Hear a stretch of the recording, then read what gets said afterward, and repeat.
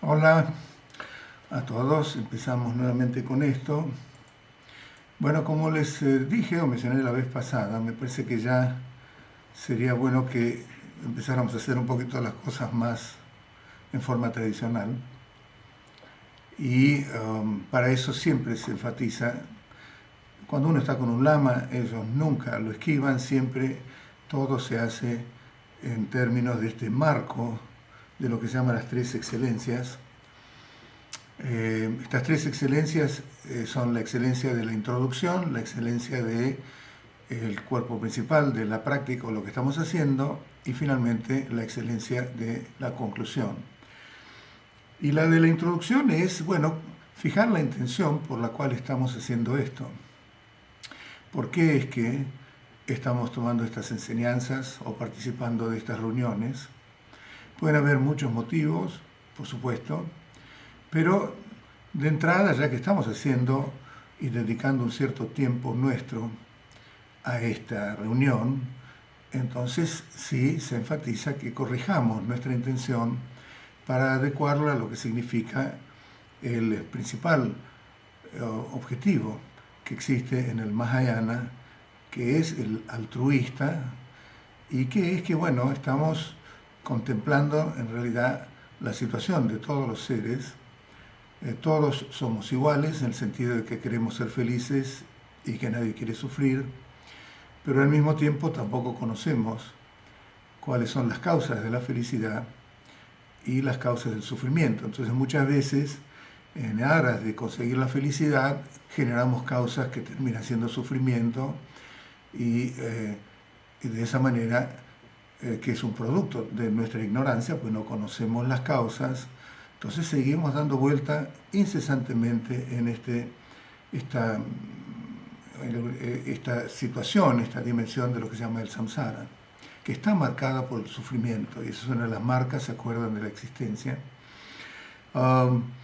Entonces, bueno, es decir que cuando empezamos a pensar en todos los demás seres y cómo vamos a hacer para poder ayudarlos, primero sentir que una responsabilidad para ayudarlos, porque eso es realmente algo orgánico que está en el ADN de todos los seres, de los animales y de todos los demás, ya viene como un paquete dentro de nosotros, y porque esa expresión de encontrar la felicidad y evitar el sufrimiento es algo que también tiene como base y fundamento esa característica de nuestra naturaleza esencial, que es la paz, es la total ausencia de sufrimiento, de conflicto, es un estado de gozo como parte también de claridad, de lucidez y demás, y por lo tanto entonces eso de alguna manera es un impulso que tenemos que se transforma en una especie de consigna que tenemos todos sin haberlo elegido, de que queremos ser felices, nadie quiere sufrir. Y cuando miramos desde que nacimos hasta ahora, siempre, todo lo que hicimos, lo que pensamos, las opiniones, las ideas y todo lo demás que estamos generando, tienen eso como objetivo. Eso es totalmente normal, es orgánico, hay que contemplarlo, pero en vez de restringirlo a una cuestión totalmente individual, de que lo hago para mí mismo, el budismo me dice que me puedo liberar del sufrimiento, entonces entro porque el sufrimiento realmente me oprime y me aqueja mucho y por lo tanto quiero una liberación. Bueno, eso también existe dentro del budismo, son las primeras enseñanzas que dio, basadas en las 4 nobles verdades, y bueno, la gente que sigue así, principalmente enfocando la búsqueda de la liberación del sufrimiento para un nivel más bien personal, y no incluyendo dentro de esa aspiración la condición de los demás seres como algo realmente prominente, por supuesto que lo toman en cuenta, pero no como algo prominente, llegan a lo que se llama el nirvana, un nirvana menor, es un estado de paz, pero se liberan del samsara. Pero el Mahayana va mucho más allá, es mucho más abierta la visión, y por lo tanto tenemos también que no dejar de lado la situación de los demás seres. Todos los seres, en realidad, bueno, en general, en la tradición se habla de que hemos tenido infinitas vidas hemos tenido también infinitos padres, infinitas madres, infinita gente, seres de todo tipo, inclusive a nivel de animales, inclusive a nivel de otros niveles de existencia, que a partir de su empatía, de su compasión, cuando nosotros no estábamos listos como para hacernos cargo de nosotros mismos, siempre nos dedicaron su amor, su compasión, su calidez y demás. O sea que no estamos desconectados de los demás seres. Pero igual viendo nuestra situación actual, en realidad lo que forma parte de nuestro bienestar y de lo que llamamos nuestra felicidad o el sentirnos bien y demás, se basa 100%, es decir, no 100%, pero una enorme cantidad, digamos, en la cooperación que recibimos de todos los demás seres, aunque ellos no sean conscientes y que ellos tampoco lo estén haciendo con el objetivo de específicamente contribuir con nuestro bienestar personal. Cuando uno va a hacer compras, están ahí, va a una verdulería y está toda la verdura ahí lista, y el tipo que vende, que tiene que tirar porque se pudre, que se levanta a las 4, 6, 7 de la mañana, y el otro que lo empaca del mercado central, y el que lo cultiva y todo lo demás. Bueno, si empezamos a analizar todo lo que compone nuestra vida, especialmente esta vida actual que tenemos nosotros, en la cual prácticamente todo está armado, es decir, lo único que tenemos que hacer es ganar nuestro sustento, ir y con la plata comprar lo que proveen los demás, y nunca le damos ningún tipo de pensamiento a lo que los demás tienen que hacer en su propia vida también, que terminan también como un beneficio de nosotros. No conocemos los nombres de toda esa gente.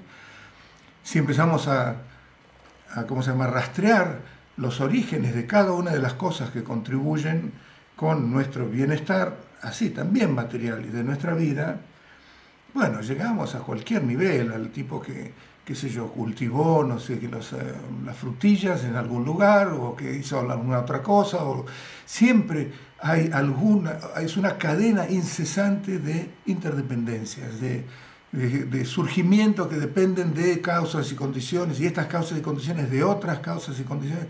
Es impresionante si uno le dedica un poco de tiempo a esa contribución de seres. No conocemos sus caras, no conocemos sus nombres, no sabemos quiénes son, y sin embargo nuestra vida no podría existir si no fuera por lo que ellos nos proveen. O sea que también hay un nivel de responsabilidad a que estamos, y hemos entendido que estamos en un camino en el cual estamos desarrollando confianza. Muchos ya hemos tomado refugio, que ya es directamente una manifestación de nuestra confianza, en que Buda es el ejemplo de la perfección total, la trascendencia, que es igual a nuestra naturaleza esencial, y a eso aspiramos.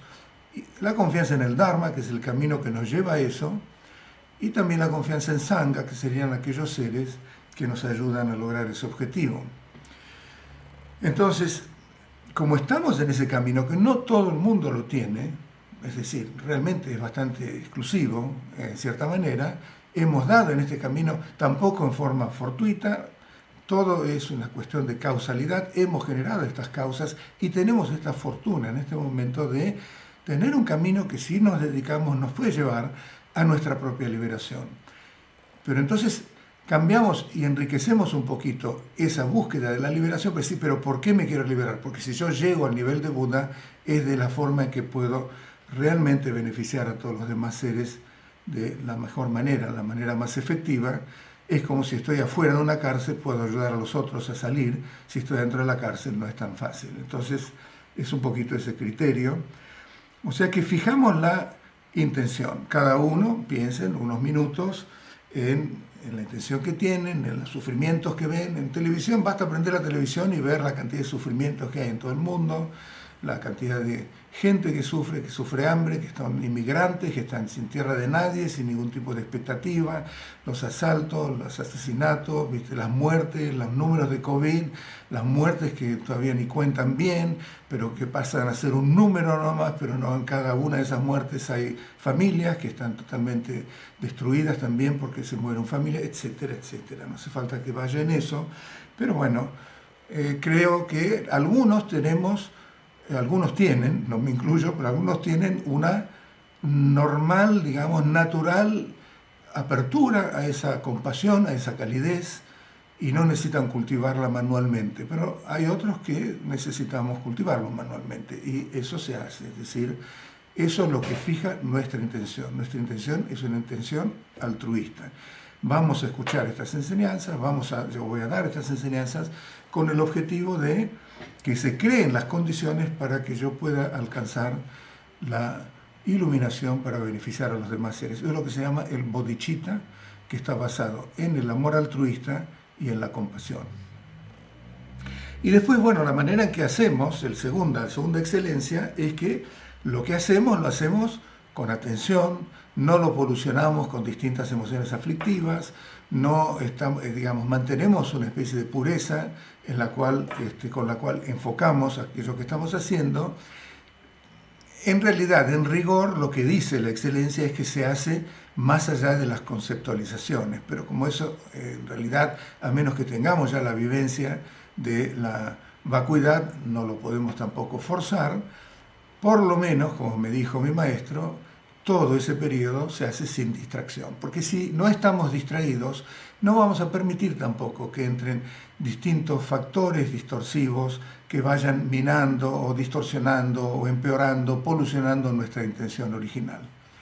Y finalmente, cuando terminamos, ¿qué hacemos con eso? Porque eso genera karma positivo. Esto de estar en contacto con el Dharma genera karma positivo, pero el karma es individual. Entonces, ¿qué? ¿Nos vamos a quedar con ese karma y disfrutar nosotros de ese fruto? Entonces, eso, si es eso y no lo dedicamos, entonces quiere decir que lo que hicimos al principio, que es la intención altruista, medio que al final no la terminamos con un lindo moño que esté en consonancia con esa intención. Entonces el final es que, bueno, ahora hemos generado esto, esta es mi contribución, entonces lo comparto con todos los seres y lo dedico a que todos al recibirlo puedan también conocer la naturaleza de su mente, encontrar la liberación, la iluminación, bodhicitta y demás. Eso es lo que son las tres excelencias. Y se dice que en el camino del Dharma, cuando uno hace este tipo de acciones, en ese marco, y no se olvida de dedicarla, entonces ya queda, esa acción nunca se extingue. Es un poco el ejemplo, la analogía es muy linda, es como una gota de agua que se tira en el océano. En cambio, si hacemos una muy buena acción y no la dedicamos, o no la hacemos en ese marco de las tres excelencias, es buena, pero es como una gota de agua que se cae en la tierra, tarde o temprano se seca. Y uno por ahí tiene después unos momentos de furia, o unos momentos de, voy a decir, totalmente presa de alguna emoción aflictiva, y eso contrarresta fácilmente esa acción positiva que hemos hecho. Bueno, eso en realidad cada uno lo podemos hacer, dedicar un poquito, unos pensamientos a eso. Y vamos a hacer ahora, justamente el título, tiene que ver con esas aflicciones. Y dice, el mejor siddhi es la reducción de las emociones aflictivas. En realidad no es correcto decir emoción aflictiva, porque no son todas ellas emociones. La madre de todas ellas es algo que es cognitivo, que es la ignorancia. ¿Por qué surgen estas emociones de apego, de deseo con apego, de celos, de envidia, de rencor, de odio, de enojo, de irritación, de orgullo y demás? Surgen justamente porque debido a no conocer y mucho menos vivenciar nuestro estado natural, que está más allá de la creencia o la generación de esa idea de esa noción y creencia en una existencia propia del yo inherente y de las cosas que percibimos, como que también tienen una existencia inherente y real. Ese dualismo, esa es la reificación y eso es la ignorancia. Y en base a esa ignorancia, entonces, debido a que ya, esto por supuesto que seguramente voy a repetir cosas que dije anteriormente, pero bueno, es parte también del Dharma, porque no todo el tiempo podemos aspirar a tener claramente todo lo que se va recibiendo como información. el hecho de ya tener una idea de alguien acá que es sólido, entonces hay que, como no condice con la verdad absoluta, porque la verdad absoluta en el budismo es el no yo, o no yo reificado, un yo que es un mero yo, sí, pero no reificado como el que experimentamos nosotros siempre. Como no es la verdad, hay que apuntalarlo. Y entonces se apuntala con no solo la ignorancia, que se traduce en un estado de confusión, estamos confundidos con respecto a lo que realmente somos en nuestra verdadera esencia, y nos equivocamos y la tomamos equivocadamente por un yo, en vez de tomarla como el espacio infinito de la vacuidad. Entonces hay que apuntalarlo. La verdad es indestructible, pero lo que no es verdad es destructible justamente porque es falso. Y en este caso entonces eso es una estructura falsa que tenemos que apuntalar, y por eso surgen otras emociones, porque ya tenemos un mundo que se nos presenta como externo, con su propia existencia, independiente de nuestra percepción, independiente de nuestra existencia, con sus propias reglas, con sus propias causas, condiciones, que no podemos controlar, y van a haber situaciones que son adversas. Por lo tanto, tenemos un rechazo, porque eso socava la fortaleza de este territorio que está protegiendo el yo. Otras situaciones no, porque nos hace sentir bien, todo anda mejor, estamos contentos y todo lo demás. Son situaciones entonces que queremos seducir, y ahí está el deseo con apego y demás. Y estos tres son los que se llaman los tres venenos. Y de ahí, digamos, del apego o deseo con apego surgen los celos, la envidia y demás, y de el rechazo, la aversión y demás surge orgullo. Estos son de tres, no son 5 venenos. Son todas aflicciones. De estos 5 se multiplican hasta 100, algunos en 20, otros 30, 40, lo que fuera, hasta 100, y de esos 100 se van multiplicando y terminan siendo 84.000. Ahora, el Dharma se lo considera como, en realidad es un antídoto. Es decir, estamos con estos venenos, y ¿qué hacemos cuando tenemos un veneno? Aplicamos un antídoto. Y este antídoto es el camino del Dharma, y eso que se llama antídoto, en realidad también tendríamos que ponerlo como entre comillas. Pero sea como fuera, en realidad nosotros estamos aplicando el Dharma porque tenemos ese problema de las aflicciones. Y la aplicación del Dharma, el objetivo, es realmente eliminar esas aflicciones. Ahora, eliminar las aflicciones, ¿qué es lo que eso significa? Primero, se pueden eliminar. Si vamos a la psicología, la psiquiatría y todo lo demás, bueno, Freud no llegó a decir eso, por lo que sé. En realidad, las terapias, que son muy útiles, ordenan nuestra neurosis, nos enseñan también a manejarnos mejor con ese tipo de aflicciones.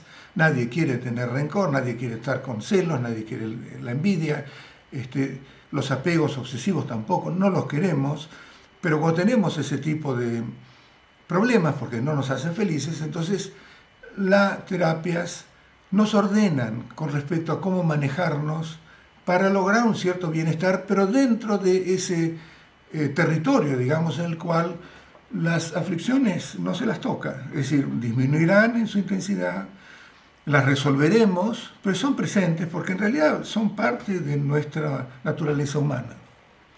Hay dos naturalezas humanas. Una es la naturaleza de un ser humano a nivel relativo, que es distinta que la naturaleza de un perro, por ejemplo, también a nivel relativo. La naturaleza de un deva o la naturaleza de un preta, digamos. Cada uno tiene su propia naturaleza, sus propias características que influyen y moldean también su propia percepción. Esa es la naturaleza humana, y dentro de la naturaleza humana sí están las aflicciones. Después está la naturaleza absoluta de un ser humano, que es lo que trasciende. Y en ese sentido, la naturaleza absoluta de un ser humano es que en realidad no tiene una identidad intrínseca, es decir, que en su esencia está vacía de identidad intrínseca. Está vacía en realidad de una existencia inherente. Y la naturaleza de un perro, de un deva o de un preta es exactamente la misma, la absoluta. Desde el punto de vista de la naturaleza absoluta, y eso es lo que lo hace absoluta, es que todos, en ese sentido, todos tenemos esa característica. Ninguno de nosotros en los 6 estados de existencia del samsara tiene una existencia real, una existencia independiente, inherente, intrínseca, o como queramos decirle. Pero dentro de nuestro paquete humano tenemos estas aflicciones. ¿Qué vamos a hacer con estas aflicciones? Porque en realidad es fácil de ver que estas aflicciones nos traen dolor a nosotros y que cuando nos impulsan a hacer acciones que después afectan a otro ser, les causamos también sufrimiento a los demás. Si en realidad estamos enojados, entonces actuaremos, eso es, digamos, una cuestión mental, pero que induce a la parte de lo verbal, y por ejemplo decimos cosas que influenciadas por ese enojo, por esa ira, y la persona que lo está recibiendo, se deprime, se siente ofendida o lo que fuera, o si no actuamos directamente y con enojo vamos y nos peleamos, como hay gente que se pelea y se agarra piñas o más, por ahí saca un chumbo y mata a alguien. Esas aflicciones, en realidad, primero hay que ver si se pueden eliminar. Y en el contexto cultural nuestro, no se habla claramente de si se pueden eliminar. Todo lo que se hace, de acuerdo específicamente a las ciencias de nuestro conocimiento de la mente y demás, terapias y demás, es adecuarlas, organizarlas y logramos una armonía mejor que la que teníamos antes de entrar en un proceso que muchas veces lleva muchos años también de análisis y de terapias. Pero el budismo, Buda no dice solamente eso. Buda dice todo lo que es una cognición inválida, una percepción inválida, que no puede ser sustentada, convalidada con el razonamiento, entonces se puede eliminar, porque justamente es falsa.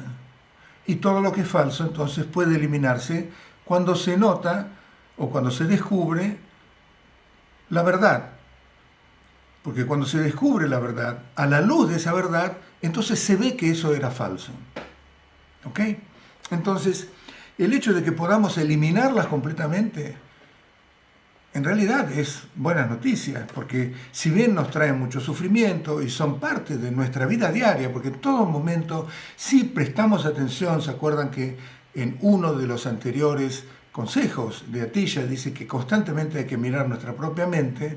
Si la miramos críticamente, vamos a detectar, con presencia mental también, que es otro de los otros consejos, nos vamos a dar cuenta cuando nuestra mente entra en un miedo, por ejemplo, cuando nuestra mente entra en una especie de expectativa infundada o lo que fuera, en miedos y expectativas. Esos miedos y expectativas son un reflejo de estos 3 venenos. Los miedos son un reflejo de la aversión, la esperanza, la expectativa son un reflejo de este apego, el deseo con apego, esta característica y esta aflicción. Y este tipo de vaivenes que tenemos desde que nos levantamos hasta que nos vamos a acostar y también durante los sueños, bueno, son parte de nuestro estado emocional. Estado emocional de un ser humano, algunos son bastante pacíficos, otros están bastante perturbados por su cóctel, digamos, emocional, que está causado justamente por estas emociones aflictivas. También, por supuesto, que tenemos emociones positivas. Y las emociones positivas, que serían el amor, la compasión, la empatía, la devoción, la fe, todo este tipo de emociones que realmente son positivas, esas no son cogniciones inválidas. Esas están enraizadas en nuestra naturaleza esencial. Nuestra naturaleza esencial no es simplemente vacía, sino que está plena de todas las cualidades sublimes, pero en su total perfección, sin que nosotros las estemos perfeccionando gracias a que estamos haciendo todo tipo de prácticas budistas que Buda nos enseñó. No. Todas las prácticas budistas para generar y cultivar compasión son para acercarnos a esa compasión que ya está perfecta en nuestra naturaleza esencial. Y lo mismo con las otras cualidades. Pero por supuesto que si seguimos inmersos en el odio, el orgullo, las broncas que tenemos, cuando vemos las noticias, cuando leemos la política, de un lado, de otro, las ideologías y todo ese tipo de cosas que nos alteran constantemente, bueno, es muy difícil entrar en un estado que esté mucho más cerca de nuestra naturaleza esencial. Todas esas son aflicciones. Y recuerden que en realidad lo que origina nuestro ingreso al camino del budismo es porque sufrimos y nadie quiere sufrir. Entonces, todo, por definición, digamos, todo lo que se origina basado en lo que es falso, incrementa nuestra alienación con respecto a nuestra naturaleza esencial, nos aleja. Y esa discordancia, ese conflicto, resulta en un estado de sufrimiento, de insatisfacción. Algo no anda bien, en el mejor de los casos, o algo anda tremendamente mal, cuando estamos muy enfermos, cuando perdemos un ser querido, cuando hay una adversidad, cuando los fuegos que están por todos lados se acercan a nuestra propiedad, cuando ya estamos perdiendo todo. Miles de razones por las cuales sufrimos. Pero si estamos en el camino budista, en realidad el sufrimiento que más cuenta es nuestro sufrimiento mental, que es el que podemos corregir. El sufrimiento físico, bueno, lo corregiremos yendo a un médico y demás, pero el sufrimiento mental es donde realmente actúa el Dharma. Hay muchos casos, grandes lamas de nuestro linaje, por ejemplo, que cuando entraron los chinos al Tíbet, pasaron 20 años en prisión de estos campos de concentración chinos. 20 años, pero no son campos de concentración en los cuales hay siquiera el más mínimo vestigio de respeto por algún derecho humano. Todo lo contrario, es una vejación constante. Yo he oído historias horrendas de lo que se hacía en esos campos. Y esta gente sale, después de 20 años de estar en un campo así de concentración, con una mente totalmente sin rencor. Todo lo que sucedió, bueno, fue parte de la experiencia, no tienen rencor, han crecido, han logrado también crecer espiritualmente ahí. Quiere decir que la mente no estaba afectada por ese tipo de situaciones adversas. Y eso es nuestra riqueza. La riqueza es que podemos trabajar sobre nuestra mente. Aunque tengamos que caminar sobre piedras y espinas, en realidad, si nos ponemos una buena suela, como decía Shantideva, bueno, no importa que hayan 20 años de prisión, piedras, espinas y las adversidades que puedan ocurrir. Ahí es donde se concentra el Dharma. Ahí es donde el Dharma influye en nuestra percepción. Y nuestra percepción influye también en nuestras reacciones emocionales. Entonces el Dharma es un antídoto. Son 84.000 enseñanzas del Dharma, porque esas 84.000 son antídotos que van a contrarrestar los 3 venenos, básicamente. Hay 21.000 para contrarrestar el apego, 21.000 para la agresión o la aversión, 21.000 para la ignorancia, 21.000 para estas 3 en su conjunto. Supongo que esto también está estructurado de una manera figurada, no importa. La cuestión es saber que hay 84.000 enseñanzas y nosotros tenemos muchas, no contemos las 84.000. Yo en realidad, creo que lo dije, en el último seminario que estaba en Estados Unidos había un geshe en la audiencia. Geshe es como un erudito y entonces le pregunté si había un texto que listara las 84.000, pues yo creía siempre que era una manera de decir, te dije 1000 veces, ¿no? Pero en realidad es una manera de decir que son muchas. Me dijo que no, que hay un libro que lista todas las 84.000 aflicciones, o sea que realmente es bastante increíble, pero bueno, es así. Ahora, Siddhi, ¿qué significa Siddhi?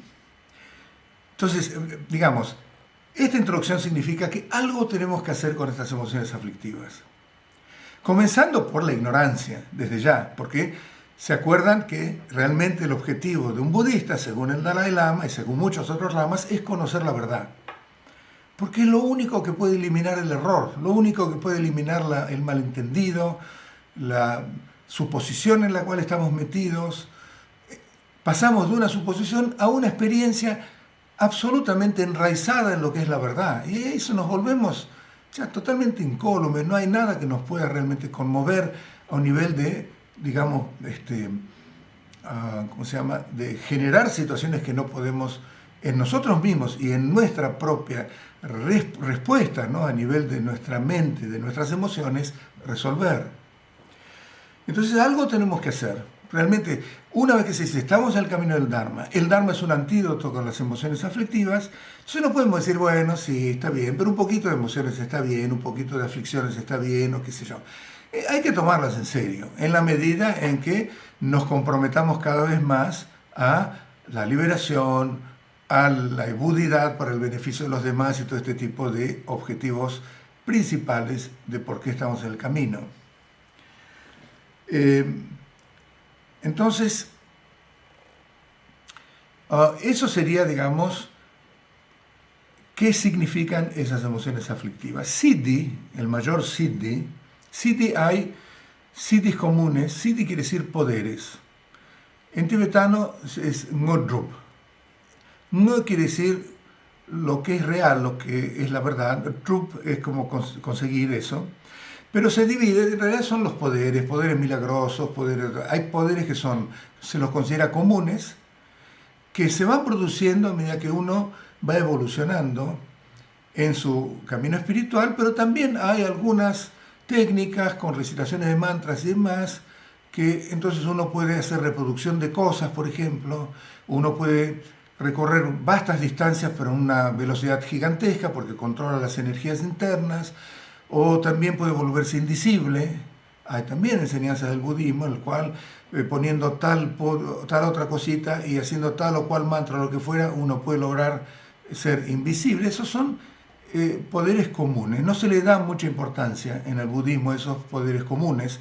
Algunos de ellos van a ser consecuencias y subproductos, digamos, del camino espiritual, pero de ninguna manera se le tiene que dar importancia a conseguir ese tipo de poderes.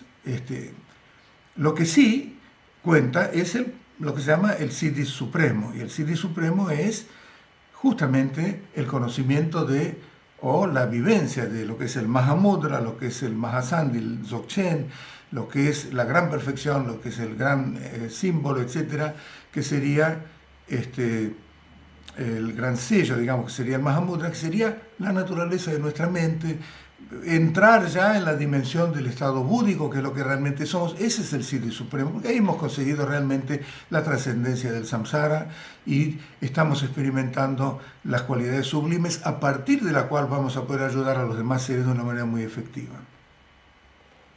Entonces uno dice, bueno, pero el Siddhi Supremo, siendo eso es lo que aspiro. Entonces cuando estoy practicando quiero buscar. También me gustaría tener los siddhis ordinarios, porque de esa manera entonces voy a tener más poder para ayudar a los demás seres. Y efectivamente, si uno tiene la capacidad de hacer milagros, si tiene la capacidad de otro tipo de siddhis, entonces con eso puede también influenciar a otros seres, porque hay algunos seres que los necesitan como para convencerse, otros seres no.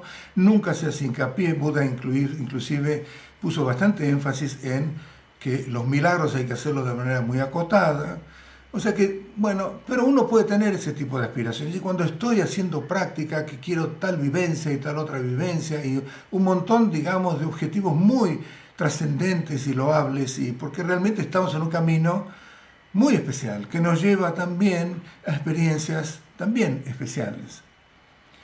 Y a partir de la práctica de meditación, simplemente también con la práctica de shamatha, que es la práctica de calma mental, que es la práctica de base, digamos, que no nos lleva en sí misma solamente ella a la iluminación o siquiera a la liberación, porque no tiene un elemento de sabiduría, que sería el vipassana, que hay que acoplarlo al de shamatha para que se produzca esa unión que sí nos lleva a la liberación.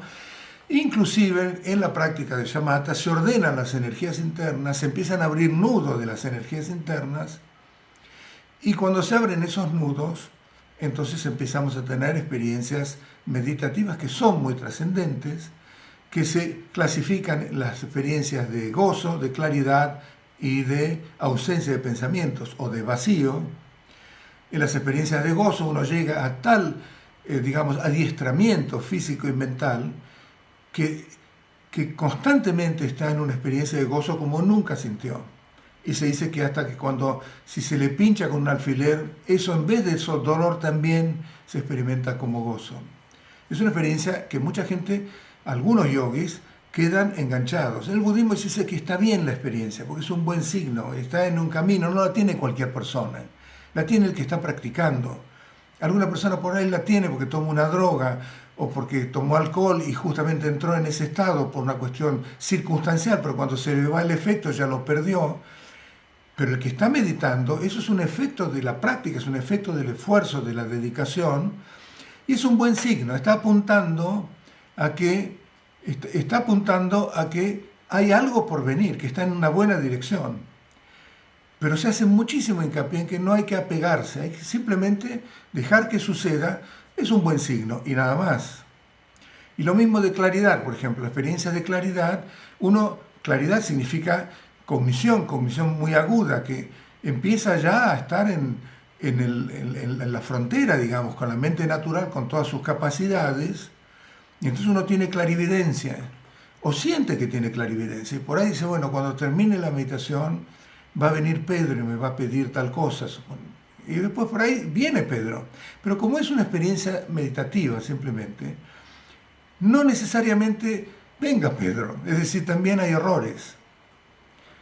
Y lo mismo, bueno, y hay otro tipo de experiencias también, de la claridad, de la clarividencia, también experiencias visuales de muchos tipos, que me encuentro con tal o cual deidad o con tal o cual Buda o lo que fuera, pero son experiencias de la claridad, no son experiencias realmente de la sabiduría primordial. Algunas experiencias son meditativas, son transitorias, y las otras experiencias que vamos experimentando son reflejos de nuestra sabiduría primordial del estado búdico. Es así que son vivencias, son realizaciones. Se dice que el conocimiento intelectual es como un parche que ponemos en la ropa, tarde o temprano se va descosiendo y se cae. Las experiencias meditativas son como la niebla. A veces está y cambian las condiciones y se van. Y cuando se van no tenemos por qué deprimirnos. Estuvieron en un tiempo porque hubo ese ordenamiento y después se fueron. No es que siempre tengamos que tenerlas. Lo que sí tenemos que estar muy atentos es en no apegarnos, no agarrarnos, no aferrarnos, que cada vez que nos sentamos a meditar queremos recrear esa experiencia. Y lo mismo con la experiencia de ausencia de pensamiento, que ningún pensamiento, no hay ningún movimiento, uno se siente ya como el vacío, no siente ni cuerpo, se siente como suspendido en el aire. Entonces, cuando uno lee ese tipo de experiencias, cree que ese es el sitio, a eso tengo que llevar. Y saben en las enseñanzas cómo se dice, cuál es la regla fundamental con la cual se mide el progreso que tenemos en el camino espiritual. En la reducción de las aflicciones, en algo tan así de entre casa, digamos, por así decirlo, que no tiene nada de trascendente comparado con las otras. Progresamos en el camino si vemos que somos mucho más empáticos, mucho más compasivos, que también tendemos al altruismo, que nuestra claridad mental empieza a volverse mucho más aguda, que entendemos las enseñanzas de mejor manera. Eso es una disminución de las aflicciones. Y esa es la vara con la cual se juzga un practicante, un yogi. La vara con la cual se juzga los logros, digamos, de un erudito son la manera en que encara las causas y efectos, o, digamos, la ley del karma, ¿no? De causa y efecto y de las acciones y sus resultados y todo lo demás. Eso para de qué manera la vara con la cual se juzga el progreso de un erudito. Pero a nivel de yogi, que en realidad nosotros no somos eruditos, esa es la manera en que tenemos que juzgar nuestro progreso. No esperar que porque tenemos grandes experiencias somos mejores, no. Hay muchos casos, hay muchos dichos también, y esto también es en la literatura escrita, por ejemplo, los textos que yo traduje, que son de 1200, 1300, pero enormes advertencias de todo tipo de gente, meditadores o grandes entre comillas, que han dedicado enormemente muchísimo tiempo, pero que después, a nivel personal, manifiestan todavía muchísimo dominio que tienen sobre ellos estas aflicciones. Hay dichos, por ejemplo, dicen, mientras Cuando se dice un practicante profesional, digamos, alguien que se dedica realmente a su práctica, ¿no? Entonces, si se utiliza la palabra Gomchen, Gom quiere decir meditador, Chen quiere decir gran meditador, pero a veces se lo utiliza en forma irónica. En realidad quiere decir yogi, ¿ok? Pero a veces puede ser realmente un gran meditador, literalmente, y a veces un Gomchen, así como digo, oh, qué gran meditador. Esa es la connotación también en el budismo. Entonces, hay un dicho, por ejemplo, en Tibet, la manteca es el sustento, es algo que se precia mucho. Y en los grandes monasterios y demás, también se fija un poquito en cuánta manteca uno recibe. Entonces hay un dicho que dice, mientras los novicios, que es decir, los que recién entran, comparten su manteca con un perro, los grandes meditadores la usan para lustrarse sus botines. Es decir, está indicando que el hecho de dedicarse a meditar y todo lo demás, si uno no cuida ver qué situación se tienen con respecto a esa vara de las emociones aflictivas o de las aflicciones, uno puede caer en eso, digamos, fácilmente. Y de hecho es así. Los monasterios, por ejemplo, son instituciones que están diseñadas como para que en su contorno, debido a la estructura que tienen, las emociones aflictivas se reduzcan. Por eso es que la gente se vuelve monje, porque sigue el camino del Dharma y el objetivo es reducir las emociones aflictivas, porque ese es el Dharma, es el antídoto. E irónicamente se transforman en grandes productores, digamos, de aflicciones. Y uno cuando ve historias de monasterios y las trifulcas que hay en algunos monasterios, la forma en que reaccionan con respecto a cómo un lama hace tal o cual cosa, uno dice, bueno, pero ¿qué está pasando acá? ¿Por qué? Porque el Buda mismo lo dijo, no juzguen por las personas, juzguen a la enseñanza. Hay que mirar a la enseñanza, las personas son distintas, todo el mundo tiene sus distintos niveles de neurosis y la forma en que encaran su propio progreso espiritual también es a manera individual y también condicionado por su situación neurótica, por su dedicación, por un montón de factores, ¿no? Por ejemplo, el abuelo de mi guru, de Abho Rinpoche, era este grandísimo yogi tibetano, se llamaba Shakyashiri. Y Shakyashiri era, hizo todo tipo de manifestaciones, de milagros, un montón de cosas. No voy a decir muchísimo de él, pero digamos que era un monje que entró, digamos, en el monasterio de Chuyal Rinpoche, que es uno de los que fundó nuestro centro Tongjiling, del Chuyal anterior, por supuesto. Y él entró, los primeros que entran a un monasterio son gente que tiene las labores más que nadie hace, digamos, que tiene que hacer el té, que lavar los baños, ese tipo de cosas. Hay como escalafones que uno va subiendo también en los monasterios, ¿no? Pero el Chuyal Rinpoche en ese momento enseguida ubicó que este era un ser muy especial. Y entonces le daba enseñanzas, pero en secreto. Y hay muchas historias de él. Por ejemplo, él a veces estaba limpiando la biblioteca y agarraba un texto de, por ejemplo, Mahamudra Dzogchen, que son las enseñanzas más elevadas, son tan sutiles que uno, cuando las lee, hay que practicarlas y bueno, por ahí uno pasa años hasta realmente vivenciarlas. Y agarraba así y leía una hoja y entonces ahí se sentaba a meditar y enseguida tenía la vivencia, pues ya estaba muy maduro de una vida anterior.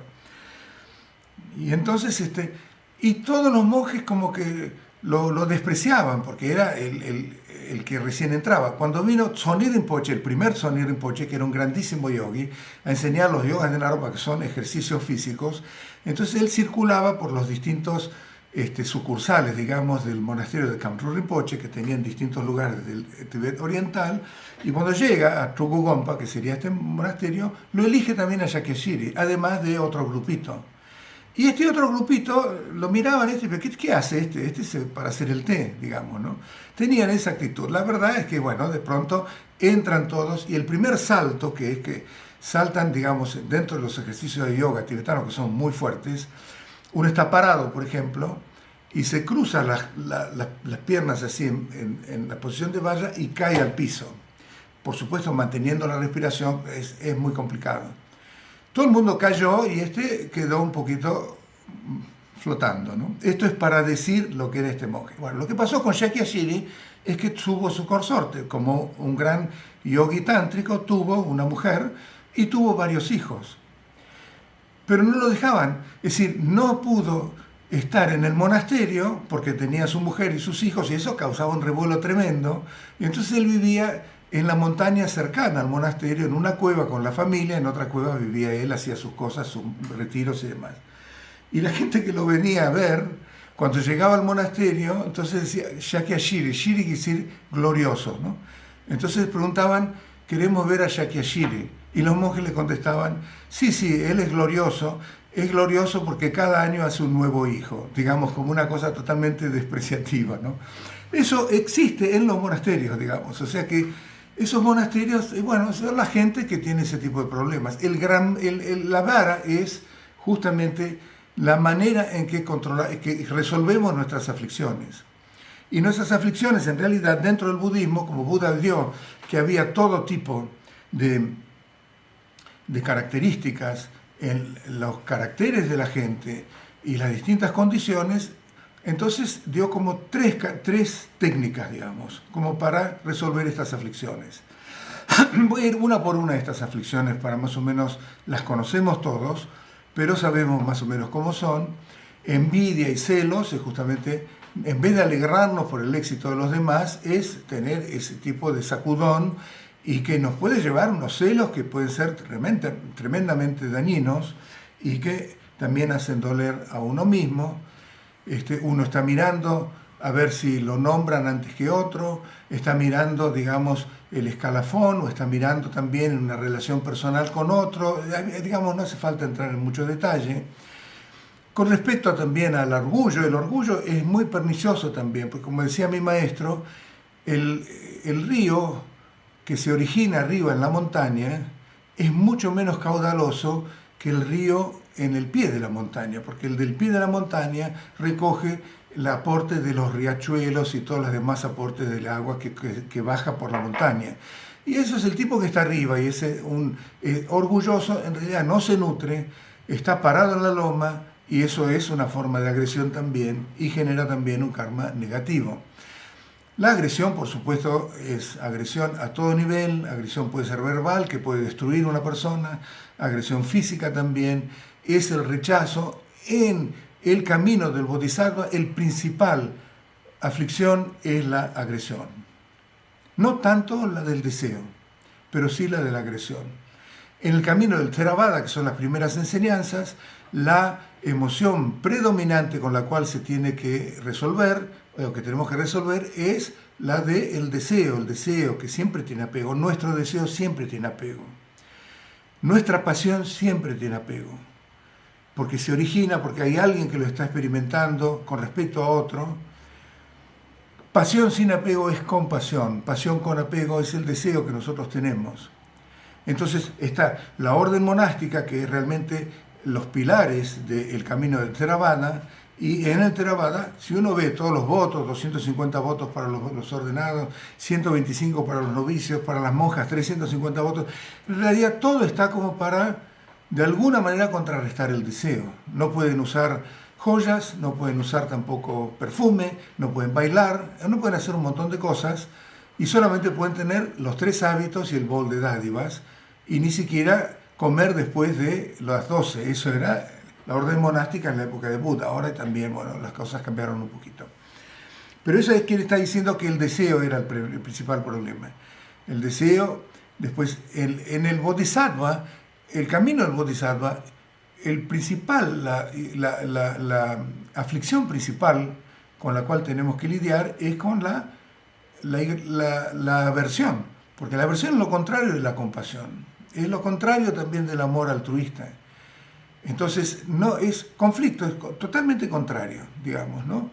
Entonces, ahí es por eso es que uno cultiva el bodhicitta relativo, los 4 inconmensurables, se acuerdan del amor altruista, de la compasión, de la alegría por el éxito y la felicidad de los demás, bien lograda, digamos, y también por la ecuanimidad, digamos. Todo eso es porque justamente es un antídoto para la agresión, no entra la aversión en ese esquema de los 4 inconmensurables, todo lo contrario, ¿no? Y finalmente en el Tantra, en el cual lo que más prima es la ignorancia, por eso es que es tan rápido, porque va a cortar la raíz del árbol de la neurosis. Neurosis en nosotros, desde el punto de vista budista, somos todos neuróticos, no hay que sentirse mal. Neuróticos somos los que no somos un Buda, porque realmente estamos viviendo una falsedad, basados en una falsa asunción, como suposición de lo que realmente somos. Entonces, eso es lo que se llama neurosis dentro del budismo. Pero entonces, si vamos a aplicar algo para el deseo, igual, bueno, cortaremos una rama de un árbol, pero después las hojas van a crecer, lo mismo con la aversión, después las hojas van a crecer, pero la raíz de todo el árbol de la neurosis es la ignorancia, ¿no es cierto? El dualismo, la reificación, ya lo hemos visto. Entonces, el Tantra es tan rápido porque va a cortar la raíz de ese árbol de la neurosis. Y ahí se caen todas las miles de ramas y hojas y todo lo demás de un saque cuando tenemos el vislumbre de la naturaleza de nuestra esencia y de ahí lo vamos estabilizando. Entonces lo que prima ahí es el tercer veneno, que es la ignorancia, la confusión de la ignorancia. ¿Ok? Entonces, en base a estos 3 caminos, la forma en que Buda nos da las técnicas que nos da como para resolverlo, porque de entrada tenemos que tomar en serio estas emociones aflictivas. Tomar en serio las emociones aflictivas significa no dejarnos llevar y darle rienda suelta. No, realmente son un problema. El camino del Bodhisattva, por ejemplo, el deseo no está tan... Porque yo siempre pregunté, digamos, no siempre, digamos, pregunté a algunos lamas que es muy fácil de ver por qué la agresión, el odio, el rencor, la ira, el enojo, la irritación, todo este tipo de cosas, ¿por qué es dañino? Es fácil de ver. Es fácil de ver por qué los celos, la envidia, la competencia, ¿por qué es dañina? Porque es fácil de verlo, eso no nos hace felices y ahí tampoco, viste, nos inducen también a crear situaciones que también afectan la felicidad de los demás. El orgullo también es fácil de ver que al único que le gusta el orgullo es al que es orgulloso, pero eso también lo aísla y también a los demás los hace sentir mal, o sea que también es fácil de ver que es negativa, ¿no? Pero el deseo, en realidad es raro, porque con el deseo uno está cocinando algo muy rico porque realmente quiere que otros la compartan y compartirlo con los demás. También en la relación, digamos, sexual que uno tiene con otra persona, también ese deseo está consciente de dar placer a la otra persona. Digamos que el deseo no es muy fácil de entender por qué es tan dañino. Es dañino en realidad. Lo que dice, por ejemplo, Naropa, el deseo es como lamer miel, deseo, y nos da placer, lamer miel, pero que está sobre el filo de una navaja. Sin darnos cuenta, nos vamos cortando, porque el deseo, con apego, nunca se satisface, sino que nos induce a depender de algo para satisfacer ese deseo, y siempre estamos con la zanahoria delante del burro. Eso es, digamos, el efecto del deseo. Es como saciar la sed con agua de sal. Al principio nos hacía, pero la sal dejó las condiciones como para tener más sed. Digamos, satisfacer un deseo en forma normal, como tenemos apego a ese deseo, entonces después de haberlo satisfecho, no terminamos con ese problema, ya estamos buscando otra cosa porque eso ya se venció, se hizo viejo o ya se volvió aburrido, o bueno, era placer nomás y el placer tiene su límite, etcétera, etcétera. Entonces, ahora hay sutras, me mostró Chuya Rinpoche, en la cual se dice que para un bodhisattva, para el Mahayana, el deseo no es un problema tan grave, porque realmente también podemos crear condiciones de felicidad en los demás a partir del deseo, como es cocinar una comida y todo lo demás. Pero siempre tenemos que tener en cuenta que en realidad, si estamos en samsara, es porque el deseo es algo que está permeando absolutamente cada una de nuestras experiencias. Todo el universo del samsara se lo estructura, creo que lo mencioné anteriormente, como las 3 esferas. La esfera del deseo, la esfera de la aversión y la esfera de la forma, la esfera del deseo, la esfera de la forma y la esfera de la no forma. La esfera del deseo somos todos nosotros, desde los niveles de esos que experimentan el estado, digamos, de los infiernos, hasta varios niveles de los dioses, de los devas. Eso, ahí todavía tenemos deseo, y lo que cunde es el deseo, mayormente. Por supuesto que las otras también, aversión y agresión, e ignorancia, o confusión de la ignorancia. Después, los dioses que están absortos en estados meditativos, son los dioses de la forma, ahí ya no tienen deseo, pero todavía tienen aversión y también, por supuesto, ignorancia. Y los últimos, lo único que están experimentando, que esa conciencia tiene como factor condicionante, es la confusión muy sutil de reificación. Los que están absortos en infinita conciencia, infinito espacio ni conciencia, ni estos dos, o lo que fuera, es una expansión tan grande que lo único que está ahí es la noción de que hay un meditador instalado en eso, el dualismo. O sea que eso es la ignorancia nomás. Ya las otras aflicciones ni las experimenta en ese momento la conciencia, pero sin embargo están como latentes, porque no las erradica, a menos que uno resuelva la ignorancia, no se la erradican a las otras 84.000 aflicciones. Entonces Buda nos da, como para resolver este tipo de aflicciones, nos da técnicas de acuerdo con nuestra estructura. Y por ejemplo, el Theravada, una manera es evitar las emociones aflictivas. Porque si las evitamos generar karma negativo, ¿no?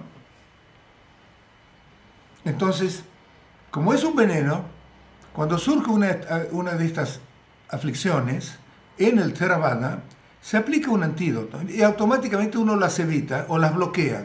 No quiero saber nada con el veneno. Entonces uno las bloquea.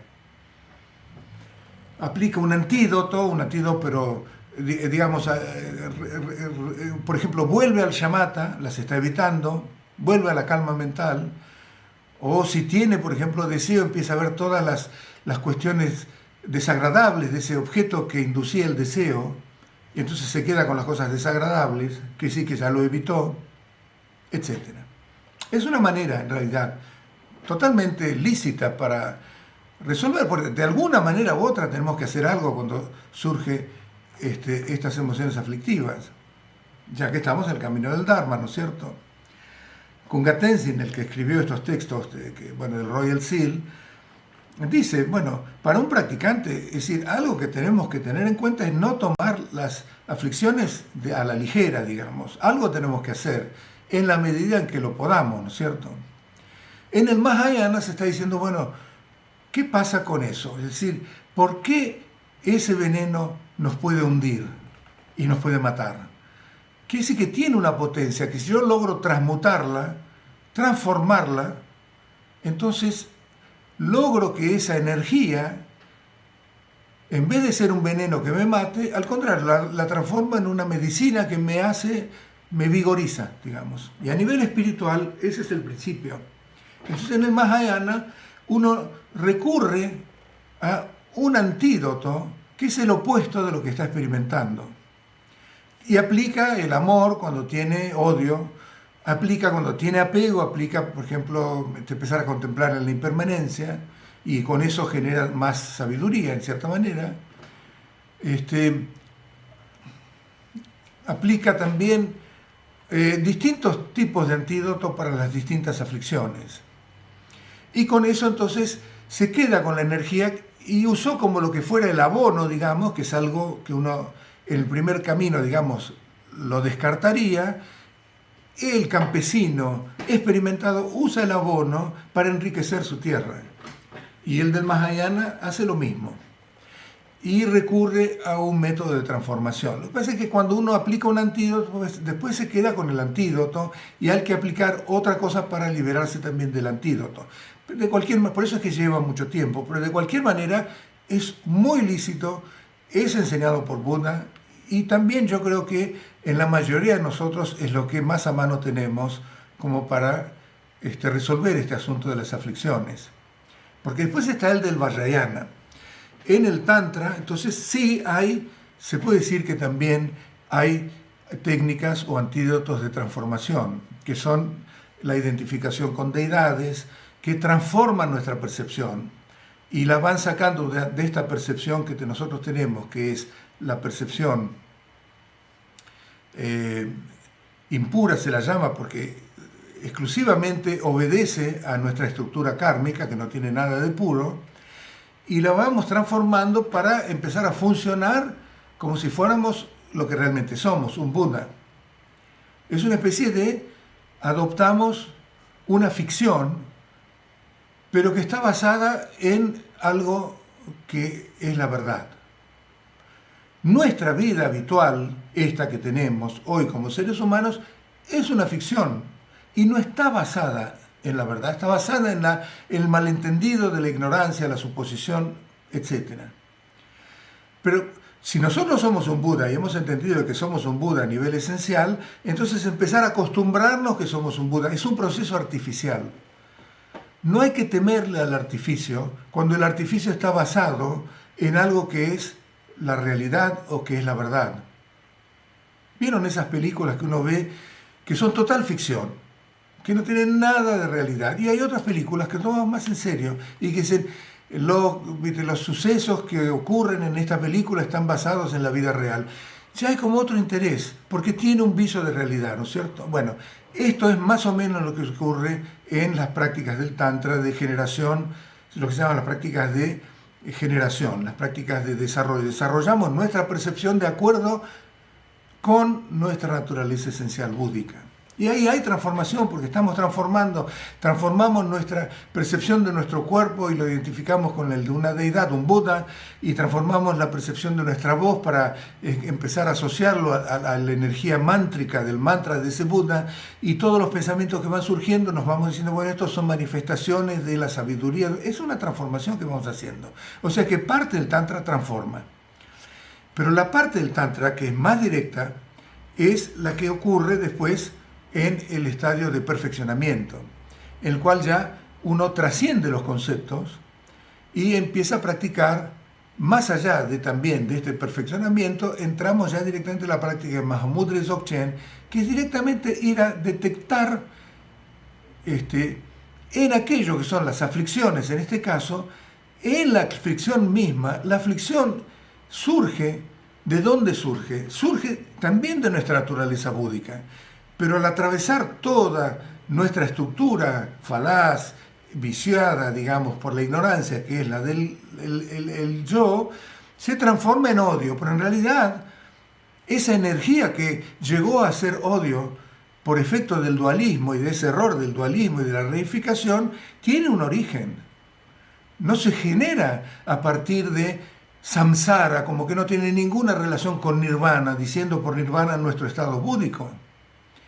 Nuestra naturaleza búdica es esa sabiduría primordial, que es esa energía cognitiva de sabiduría que al ser distorsionada completamente por esta estructura egoica falaz, termina en odio, en deseo, en orgullo, en apego, en esto y lo otro. Entonces, en Mahamudra y Dzogchen, que son las enseñanzas más directas, ahí ni se transforma, ni se rechaza, sino que simplemente se lo utiliza como un ornamento, porque se conoce directamente, la naturaleza de lo que va surgiendo. Entonces, si surge un pensamiento de odio, no tenemos que aplicar el amor para transformarlo, no tenemos que rechazarlo y no querer saber nada con el odio y cambiar de estado mental para ubicarlo en alguna cosa virtuosa, para no tener nada que ver con ese estado de agresión, digamos como en el rechazo. Ni rechazamos, ni transformamos, pero si hemos visto y ya hemos vislumbrado nuestra naturaleza básica, entonces ya ahí podemos detectar cuál es ese elemento de sabiduría, extraer el elemento de sabiduría dentro de ese odio que está surgiendo. Y entonces cuando surge un pensamiento de odio, y cuando ya nuestro ser, ya nuestra mente, nuestra conciencia está experimentando ese odio, debido a ya el vislumbre de la verdad que hemos tenido, del vislumbre de ver esa naturaleza búdica, que sería Rigpa, sería la naturaleza de la mente, volver a eso automáticamente hace que dentro de esa energía del odio, ya hemos visto que ese odio no es otra cosa que ese elemento de sabiduría, que es ese vislumbre de nuestra naturaleza búdica. Y si bien esa energía del odio todavía puede perdurar algunos instantes o algunos minutos en nuestro cuerpo, en la experiencia que tenemos, ya no es más odio, ya no es más agresión, sino que ya hemos visto que es simplemente una expresión de nuestra naturaleza búdica. Y entonces al odio lo introducimos y lo usamos como sendero. El ejemplo del Tantra es el loto, que nace solamente en el barro. El barro son nuestras aflicciones. Y el Tantra lo que está especificando es eso, que en el mare magnum de más aflicciones que nosotros tenemos, también tenemos todas las formas de sabiduría, de esa sabiduría primordial, que es lo que es nuestro estado búdico. Entonces en el Tantra no se rechaza, no se transforma, sino que se lo utiliza como sendero. ¿Cómo se lo utiliza? Porque conocemos completamente su naturaleza, apenas surge. Y de esa manera entonces nos liberamos de la aflicción, porque ya deja de ser una aflicción. La analogía es la del pavo real, que cuando hay una cierta comida que es veneno para los seres humanos, pero el pavo real es lo que le da justo la belleza de su plumaje. Entonces cuando ve esa comida, no la rechaza, porque ¿por qué la va a rechazar? Tampoco la necesita transformar, al contrario, si es lo que le da la belleza, directamente lo come. Un yogi tántrico utiliza como sendero todo lo que de cualquier otro punto de vista rechazaríamos o transformaríamos. Usamos los pensamientos como sendero, usamos las aflicciones como sendero, usamos también la muerte como sendero, usamos también las influencias negativas que puede recibir de distintas fuerzas negativas que existen en forma de espíritus y demás, también como sendero. Usamos el sufrimiento también como sendero. No hay nada que sea descartable, porque en todo podemos ver esa naturaleza búdica, y cuanto más lo utilicemos, más rápidamente llegamos a la iluminación, porque no descartamos nada. Digamos que usamos como combustible aquel que vio la naturaleza búdica, aquel que ya tiene Rigpa, que ya identificó Rigpa y que está funcionando desde la naturaleza básica, que es Rigpa. Entonces, todas las aflicciones se transforman en combustible que alimentan el fuego de la sabiduría, y cuanto más fuerte sea ese fuego de la sabiduría, más rápidamente se van desvaneciendo, eliminando las propensiones, los hábitos hacia el dualismo y hacia la reificación, se van eliminando así, van desapareciendo como la niebla que va desapareciendo de a poco por su propia cuenta. No porque tenga una intención nuestra naturaleza búdica de que se elimine, sino que en el espacio, en la dimensión de la verdad, todo aquello que es una percepción, una cognición inválida, no puede subsistir, no puede respirar, justamente porque en el ámbito de la verdad lo que es falaz va desapareciendo, se desvanece por su propia cuenta. En cambio, lo que las cogniciones válidas, como la compasión, el amor y todas estas cualidades sublimes, partes de esa claridad de nuestra naturaleza búdica, se van afianzando y van saliendo y se van manifestando. Buda es Sangye en tibetano. Sang quiere decir aquel que ha despertado de la ignorancia, o en otras palabras, aquel que ha eliminado todo aquello que le impedía ver su propia naturaleza, es decir, las aflicciones. Y Ye significa que todas las cualidades sublimes que estaban tapadas justamente por esas aflicciones, empezando por la ignorancia, ahora ya nada las tapa y se manifiestan en su totalidad. Ye es como una flor que se abrió completamente.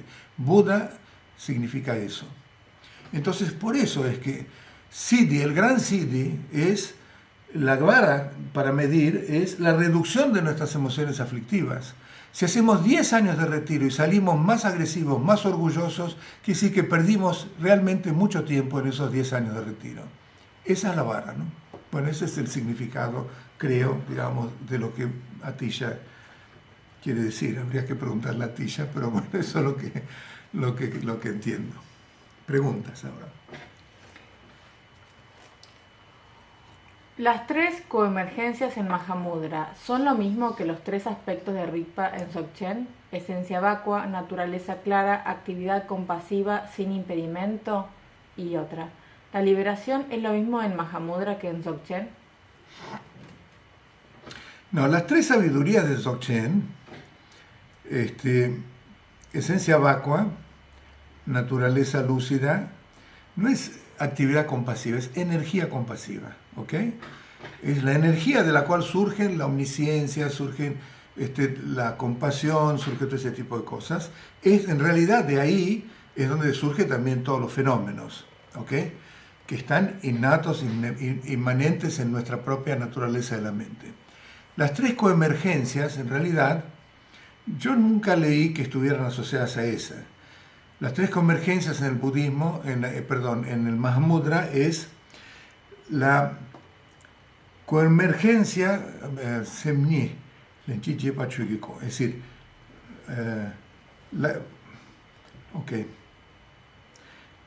la naturaleza de la mente coemergente es el Dharmakaya. Bueno, ahora tengo que explicar lo que es el Dharmakaya. El Dharmakaya es la dimensión más fundamental de la iluminación. Dharmakaya significa Buda directamente, y de ahí es de donde surgen las otras formas que se manifiestan y que podemos percibir distintos tipos de seres, que sería Sambhogakaya y Nirmanakaya. Sin el Dharmakaya no pueden funcionar los otros dos.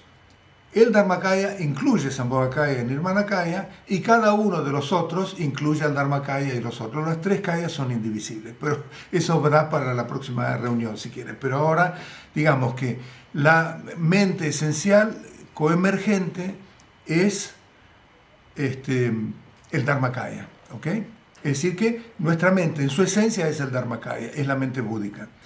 Después dice, se me dice, chico, Namtoch, Lenchiche Pachuku, es decir, Namwa, todos los fenómenos, ahí entramos en el Tantra. En el Tantra se incluyen todos los fenómenos, y dentro de todos los fenómenos, por supuesto, están los fenómenos mentales, de las aflicciones y los pensamientos, ¿no es cierto? Entonces, la segunda convergencia es los fenómenos coemergentes, es decir, que los fenómenos ya no son distintos de nuestra mente natural, sino los fenómenos coemergentes son como el brillo del Dharmakaya.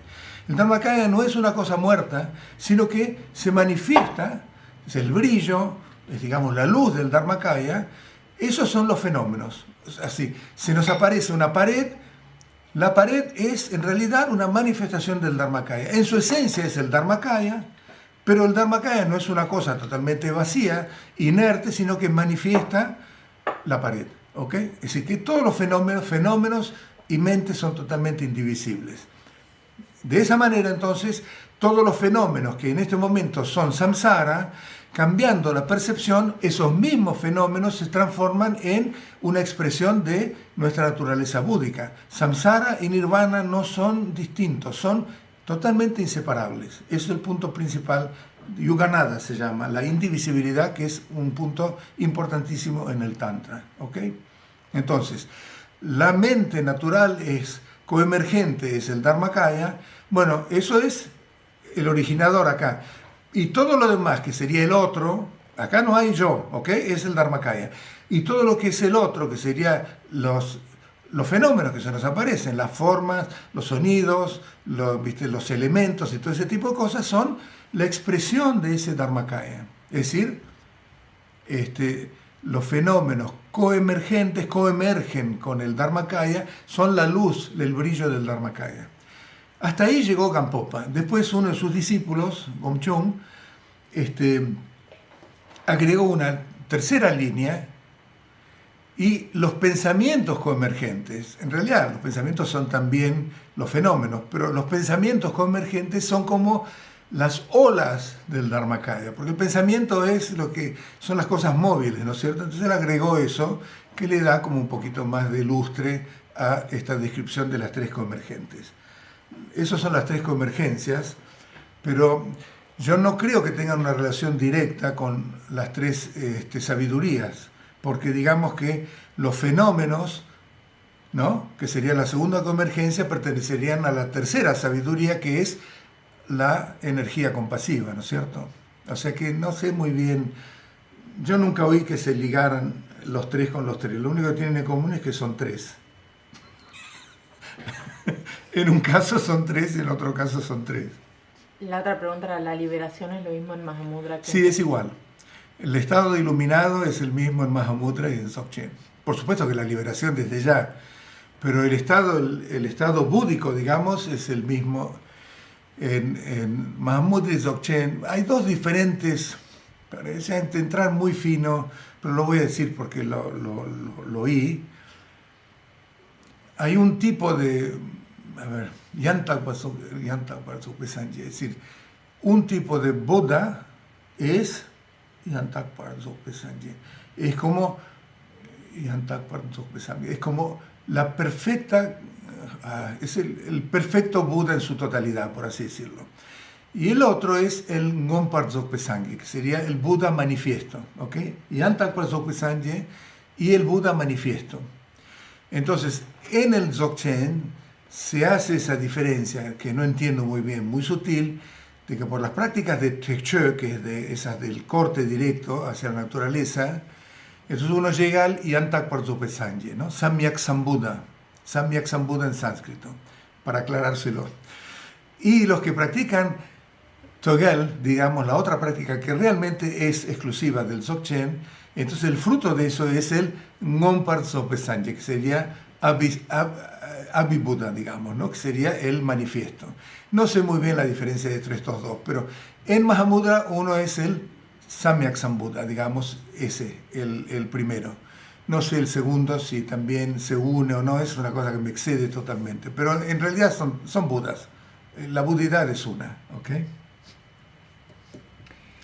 ¿Qué prácticas se recomiendan para lidiar con aflicciones intensas ligadas a neurosis, tales como el miedo intenso al pánico? El pánico. Frente a estas aversiones, Mingyur Rinpoche recomendaba darle la bienvenida al pánico como si fuera un viejo amigo o compañero, sin nunca intentar rechazarlo. Kilung también recomendaba emplear esos momentos de dolor como ayuda para la práctica, de lo contrario se podría magnificar. ¿Pero hay alguna práctica o actitud más recomendable para enfrentar o aceptar esas situaciones, tanto en la vida diaria como en la meditación formal? ¿Hay que alegrarse por poder vivenciar semejantes momentos por ser una oportunidad de limpiar mal karma y practicar?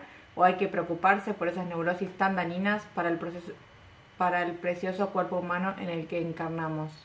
¿Quién pregunta? Ay,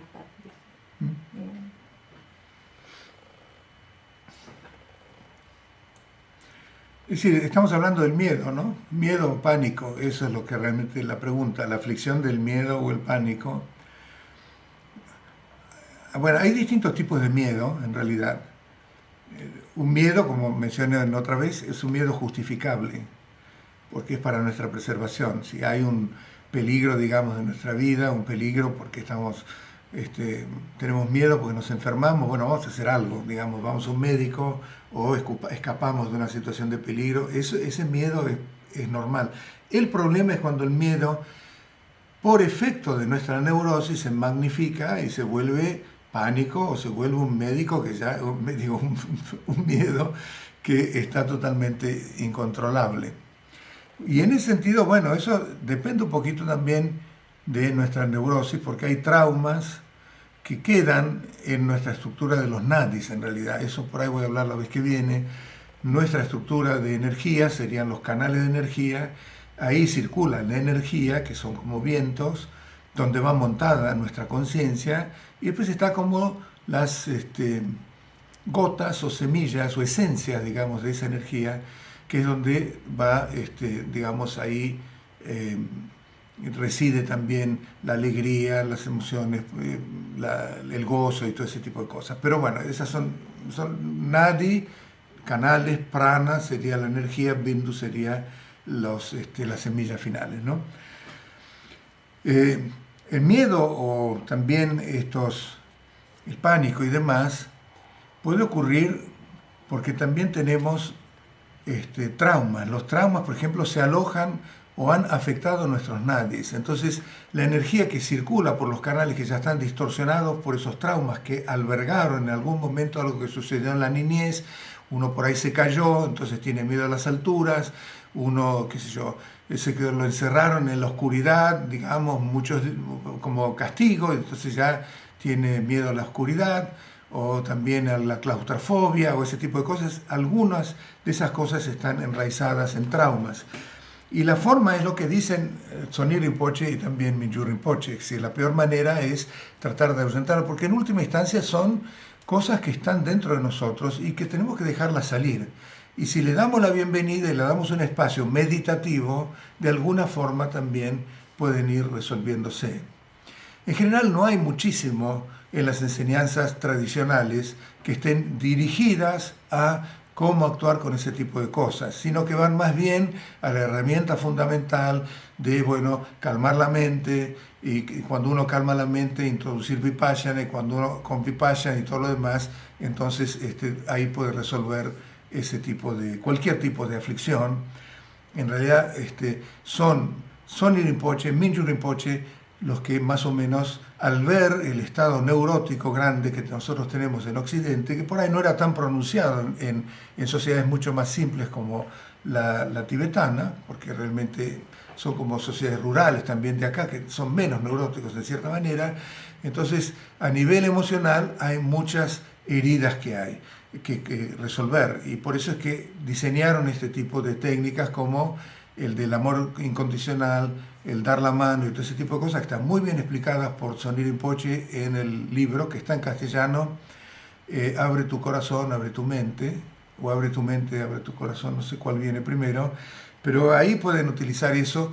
Y eso, es decir, no hay, digamos, ningún tipo de instrucción inmediata para cuando surge el miedo, digamos. Es decir, lo que estamos haciendo en el camino es preparar en base de meditaciones formales, donde tenemos todas las condiciones, porque no estamos enfrentando una situación de miedo, sino que ahí realmente si surge pánico y si surge miedo es exclusivamente porque los tenemos adentro y surgen porque, digamos, no hay nada que específicamente los esté incitando. Entonces, en esa situación en la cual dejamos que todo surja, vamos resolviendo y vamos formando la capacidad, digamos, para que cuando tengamos que enfrentar una situación que gatille eso, ya estemos mejor preparados. Es decir, el Dharma nos prepara para las situaciones.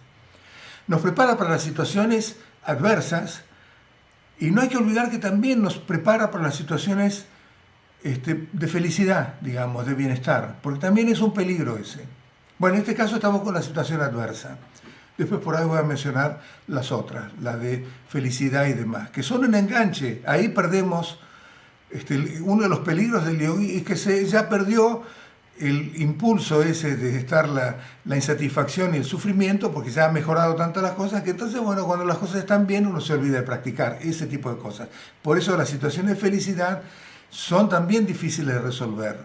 Pero la situación adversa, en este caso, en el cual uno puede enfrentar instantáneamente una situación que le gatille ese pánico, bueno, es poco lo que puedo decir si es que uno no hizo en situación más ideal, en el cual uno está en meditación formal, aplicando estas técnicas que están en estos libros y logrando resolver esas cosas antes de que tener que enfrentar una situación adversa.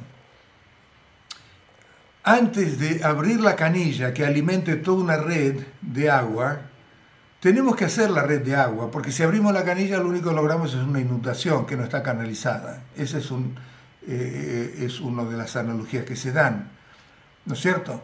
Entonces, ¿quién prepara todo ese sistema de cañería? Es justamente la meditación formal. Es ahí donde tenemos que resolver o sentar las bases, la suela del zapato, por así decirlo, las bases como que nos faculten después para enfrentar una situación en forma inmediata. Entonces no hay fórmulas inmediatas. Uno podría decir, bueno, en ese momento, qué sé yo, puedo dar cualquier cosa, hacer Tonglen, por ejemplo. En ese momento, volver al estado meditativo de shamatha, si uno es capaz. Bueno, si sos capaz, buenísimo. Entonces estás evitando esa aflicción del miedo y volvés al shamatha. Si tenés un muy buen shamatha, ya muy estable, automáticamente puedes volver a ese estado. Y si reconociste la naturaleza mente, volver a la naturaleza de la mente. Por supuesto que esas son las indicaciones. pero no siempre va a ser tan fácil. Si uno ya viene muy neurótico y con mucha carga, digamos, porque los nadis y toda la estructura está muy viciada, que no la pudo resolver anteriormente, entonces va a ser difícil poder aplicar cualquiera de las técnicas tradicionales. Entonces ahí lo que aconsejo es darle mucho más tiempo, olvidarse de las grandes meditaciones de shamatha y de eso, y realmente si uno tiene esos problemas fuertes de pánico y de miedo, aplicar estas técnicas de dar la mano, las técnicas de, ¿cómo se llama?, de encontrar el amor esencial, el amor incondicionado, ese que no está dependiendo de las situaciones, encontrar ese estado de paz. Hay técnicas que son Rinpoche da, manuales, técnicas también más naturales, digamos, es lo más que puedo aconsejar. Están en ese libro. Hay un videíto en la página web nuestra de esa, en forma muy sucinta, una práctica que dio Sonny Rinpoche en Córdoba cuando hicimos ese mes de retiro, que tiene subtítulos en castellano y si quieren pueden verla. Está en nuestra página web tonyulin.com.ar. O sea que, bueno, yo los remito a eso y por ahí eso puede ayudar, ¿no? Pero hay que recordar que si no hacemos nuestra tarea para el hogar, digamos, el homework, ¿no?, de dedicarle con técnicas específicas a solucionar todo ese background que tenemos, que nos asalta de pronto, eso se puede solucionar, y en vez de reaccionar inmediatamente con pánico ante una situación, porque ya hemos resuelto en la meditación formal esas herramientas, ya las hemos desarrollado, en vez de reaccionar así en forma espontánea, tenemos una especie de espacio que nos va a permitir responder. ¿Y responder de dónde? De aquello que hemos logrado en la meditación formal. El otro día te pregunté acerca del miedo a la muerte. En realidad hablo de la de los seres amados. ¿Cómo podemos transitar el miedo? Muchas gracias. ¿Miedo de que un ser amado muera? Y yo creo que ahí hay que contemplar mucho en lo que se llama la impermanencia, ¿no? Nada nos puede asegurar de que mañana estemos vivos. Ni yo, ni los seres que yo quiero. Cuanto más contemplemos eso, en vez de volvernos histéricos y volvernos paranoicos, todo lo contrario, nos va a volver mucho más con los pies sobre la tierra. Y entonces vamos a estar mucho más preparados a que lo que tenga que suceder, suceda, porque por otra parte está fuera de nuestro control. Y tarde o temprano todos vamos a morir. Eso nos cuesta. Es decir, vivimos en una burbuja como que somos eternos. Eso es una falacia. Entonces cuando Buda nos dice, bueno, todas las cosas son impermanentes y bueno, lo que nació tiene que morir, tomémoslo en serio. De vuelta, en la meditación formal, empezar a contemplar en la impermanencia, sentir que estamos muriendo, sentir que otro se muere, porque eso va a ocurrir. De nada sirve pensar que nadie va a morir. Eso es lo que va a inducir el miedo de que perder ese ser querido. Pero es un miedo infundado, porque por ahí somos nosotros los que mueren antes del ser querido también, ¿o no? Es decir, la muerte es parte de nuestra vida. El cuco a la muerte es tan cuco que en realidad nunca pensamos en la muerte, porque es una especie de preservación de nuestro bienestar artificial.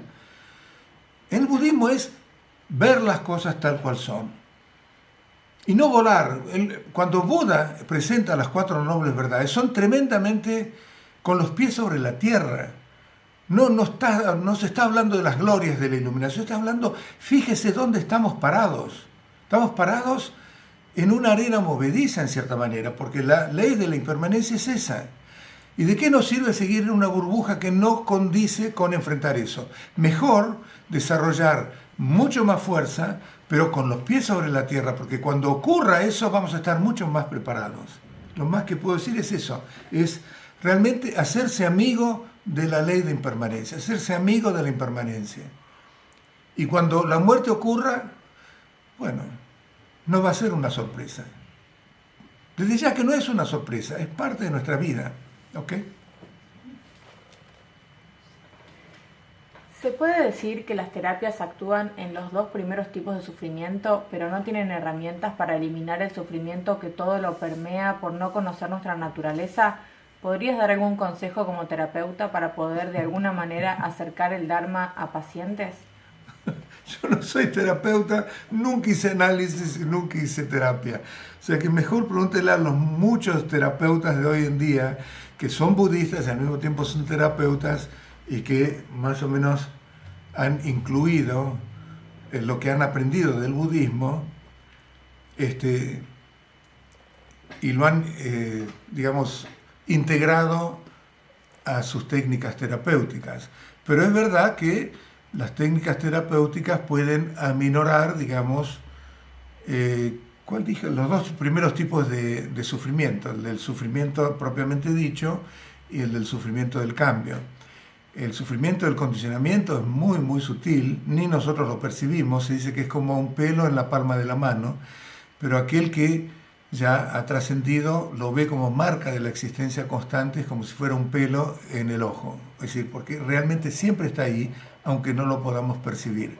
La única manera de eliminar ese sufrimiento del condicionamiento es conocer la verdad, o digamos esa sabiduría primordial y eliminar la ignorancia, ¿no? ¿Rigpa y mente natural son sinónimos o son dos aspectos de la naturaleza búdica o Tathagata Garbha? Rigpa es el término técnico que se utiliza en las enseñanzas de Dzogchen, y mente natural o la mente normal, digamos, Tamel Kishepa, es lo que se utiliza en las enseñanzas de Mahamudra, son idénticas. Hay algunos talibanes del Dzogchen que dicen que la Tamel Kishepa todavía tiene algunos visos de conceptualización, pero eso en realidad no se acepta mucho, ¿no? Pero en realidad son lo mismo. Y lo que es Rigpa en realidad, o Tamel Kishepa, no digamos que es toda la mente búdica, es un vislumbre de la mente búdica. Es como si, es decir, Rigpa ocurre a nivel de base, vamos a hablar de Rigpa o de mente natural, son idénticas, ¿ok? Voy a usar Rigpa porque es más corto.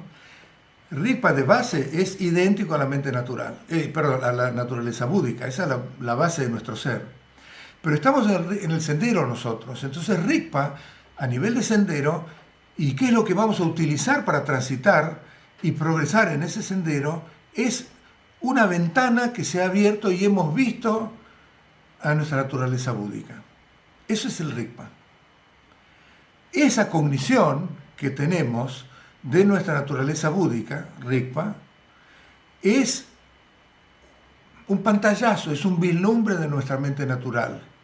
Y ese vislumbre nos sirve porque representa la verdad, no toda la verdad, pero sí tiene todas las cualidades de la verdad, como para volver a reconocerlo, y en base a eso el Rigpa se va, o nuestra experiencia de Rigpa, porque Rigpa no cambia, Rigpa es la naturaleza de nuestra mente, digamos, la naturaleza búdica, pero nuestro vislumbre de esa naturaleza búdica se llama Rigpa, y nuestra experiencia de Rigpa sí se va a ir prolongando y volviendo cada vez más larga, más continua, más predominante, y de esa manera vamos transitando el sendero hasta que llega un momento en que no hay más nada que nos induzca al error, y ahí hemos llegado a la estabilidad completa que sería el estado búdico. Eso de Rigpa hay que entenderlo como eso. Es como cuando vemos la primera raya de la luna en el cielo. No es la luna completa, eso sería el fruto completo, que es la budidad, pero esa raya de la luna tiene y contiene todas las cualidades de la luna, lo único que no se manifiesta en su forma completa. Eso es lo que es Rigpa. Rigpa es, si nosotros tenemos, a ver si se ve esto, digamos, esta si fuera la naturaleza búdica, nosotros estamos acá, está tapada la naturaleza búdica, ¿no es cierto? Estamos arriba de la mano, ¿no es cierto?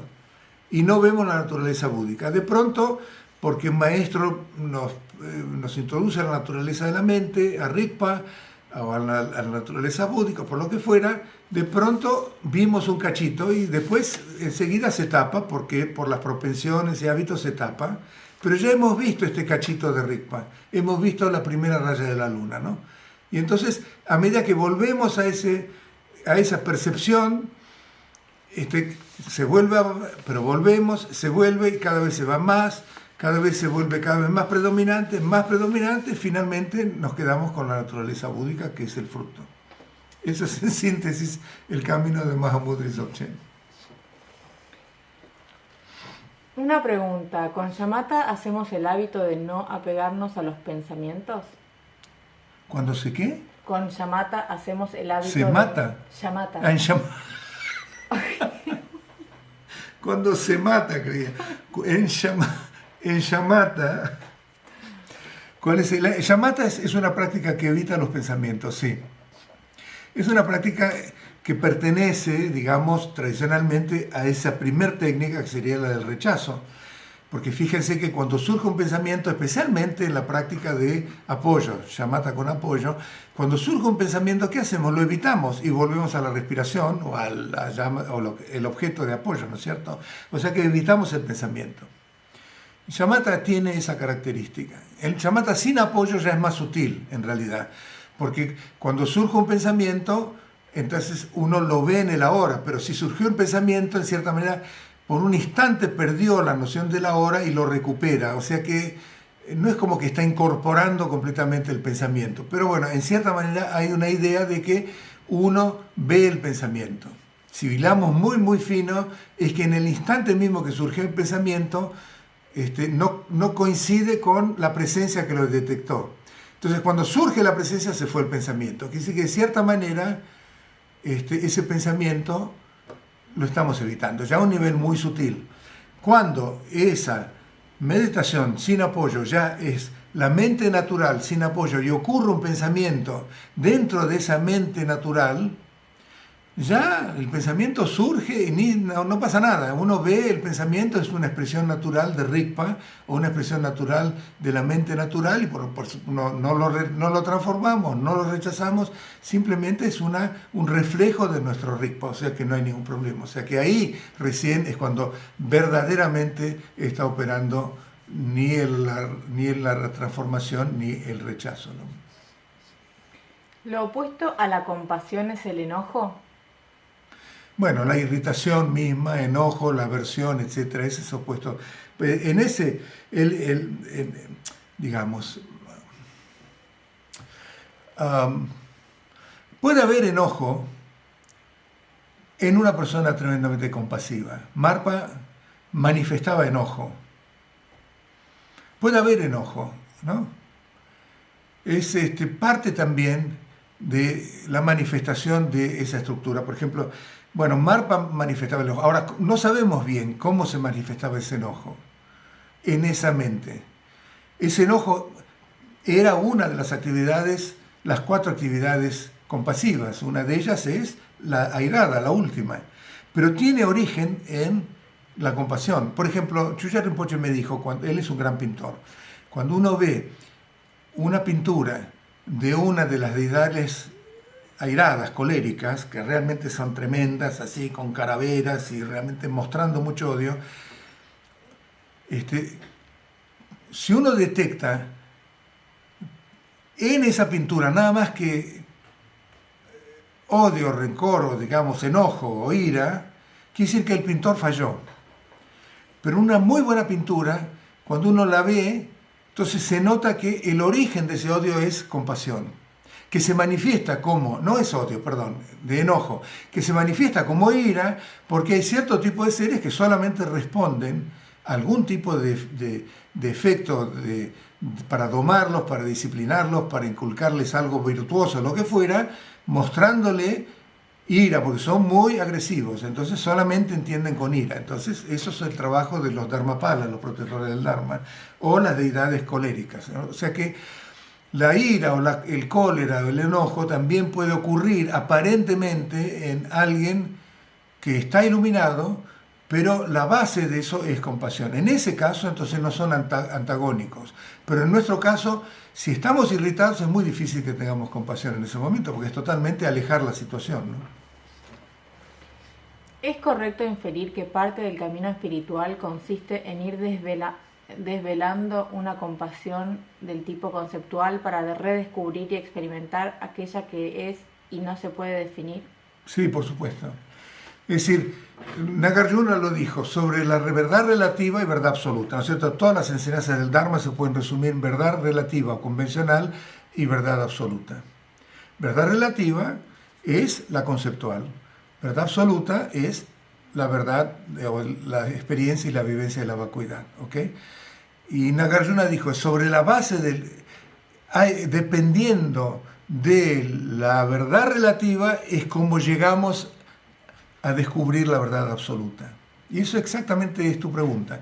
Dependiendo de cultivar el bodhicitta relativo, del amor, la compasión, el altruismo y las paramitas y todo eso, en esa práctica, dependiendo de esas prácticas conceptuales, esas crean la situación como para que eventualmente demos el salto a lo no conceptual y caigamos en la verdad absoluta. Y de ahí en adelante ya las practicamos en total unión indivisible. Cuando Buda se iluminó, ¿iluminó a todos los seres o se iluminó él solo? Bueno, yo todavía soy un tipo común. No me iluminó a mí. En realidad quedamos todos, ¿no? Cuando Buda se iluminó, no iluminó a todos los seres, pero en su percepción, percibir seres que no estaban... Eso es complicado, yo lo expliqué la vez pasada, no sé si tiene que ver con la vez pasada la pregunta. Es una pregunta muy, digamos, es una cosa muy sutil, y la expliqué la vez pasada muy a la ligera, y por ahí crea ese tipo de dudas. Cuando Buda se iluminó, lo que se iluminó en Buda es su propia experiencia, su propia percepción. En esa percepción de sabiduría infinita, entonces no hay ningún ser real y concreto. Entonces, desde ese punto de vista, no quedó ningún ser para iluminar. Entonces uno dice, bueno, pero ¿cómo puede ser? Parte también de esa sabiduría es ver que hay seres que no están iluminados, y es por eso, en base a esos seres que se manifiestan las formas de Buda, las manifestaciones de Buda que continúan ayudando a los demás seres. O sea que esas dos cosas coinciden, aunque son un poco difíciles de entender. Digamos, en la experiencia de un Buda, ahí se dio cuenta un Buda de la vacuidad de todos los seres. Quiere decir que no hay ningún ser intrínseco a liberar. Sin embargo, hay muchas mentes y conciencias que no lo han visto y que se han creado a sí mismos como seres que realmente aparecen para ellos como intrínsecos y que sufren. Por lo tanto, también hay seres para liberar. Buda se liberó, Buda es un Buda y todos estamos en esta reunión porque no nos liberó.